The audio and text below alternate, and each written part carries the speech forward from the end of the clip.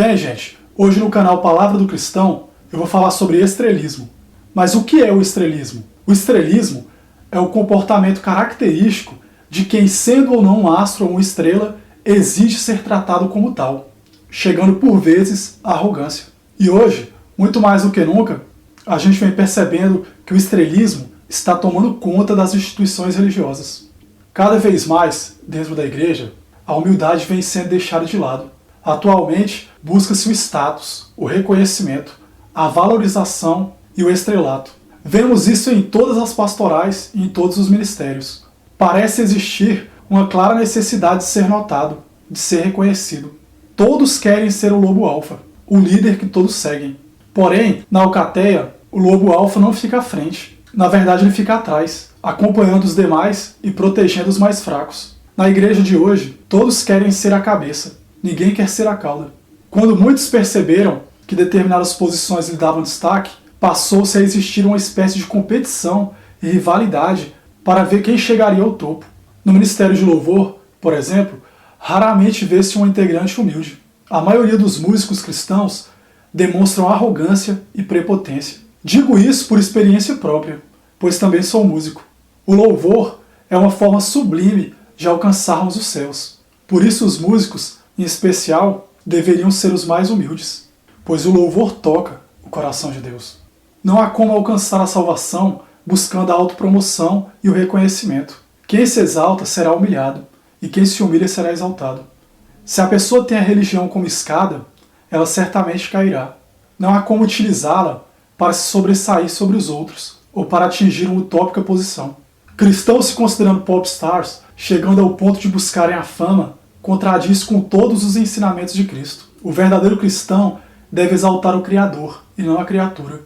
É comum vermos músicos e pregadores que chegaram a um ponto de serem considerados ídolos. Isto é, quase ao ponto da adoração por seus fãs ou seguidores. Isso jamais poderia acontecer. O único ídolo do cristão é o próprio Cristo. É claramente contraditório gerar uma reflexão sobre algo tão simples como a humildade. Mas hoje, a maioria das pessoas que praticam a religião, não apenas o cristianismo, acabam se considerando especiais e, portanto, superiores aos outros. O sentimento de fazer parte de algo, por vezes, transforma muitas pessoas em falsos profetas, e também falsos pregadores e falsos líderes.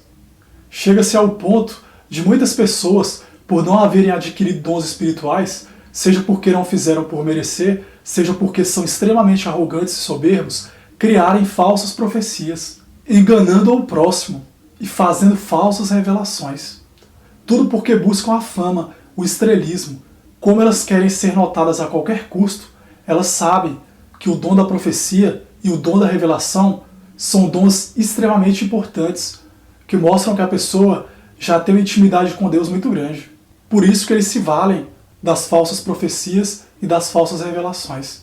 Esses falsos profetas maculam a instituição religiosa, a fazem perder fiéis e claramente transformam a igreja não em um local de fé e amor, mas em um local a ser evitado. O falso cristianismo é o maior desafio de hoje, pois muitos, alegando serem os enviados de Deus, enganam até os eleitos, os escolhidos. É preciso tomar bastante cuidado para que não desviemos do caminho de Deus. Quando se tem um microfone nas mãos, é perigoso, porque ele pode ser um instrumento de salvação ou um instrumento de queda e de tropeço. É necessário ter sabedoria e sempre colocar Deus em primeiro lugar. Se o nosso ego falar mais alto, não estaremos mais fazendo a vontade de Deus, mas sim a nossa própria. Nesse ponto, não estaremos mais fazendo o serviço de Cristo, mas do seu inimigo.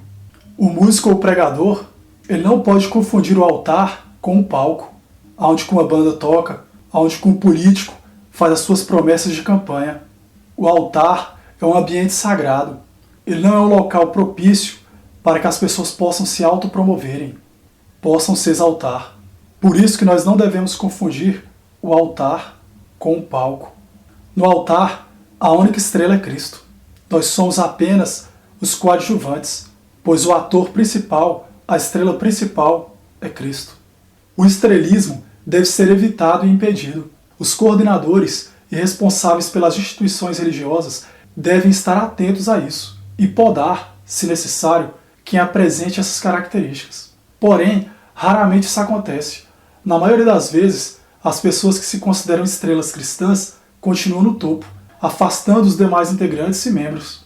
Geralmente, pessoas assim caem por si mesmas, pois chegaram a um ponto em que não tem mais como subirem. Aí, o ego fala novamente mais alto e elas buscam outros ares, por vezes fundando outras igrejas ou se afastando completamente da obra, pois nada para elas é mais suficiente, pois atingiram o estrelato com tamanha facilidade que aquilo agora as enoja.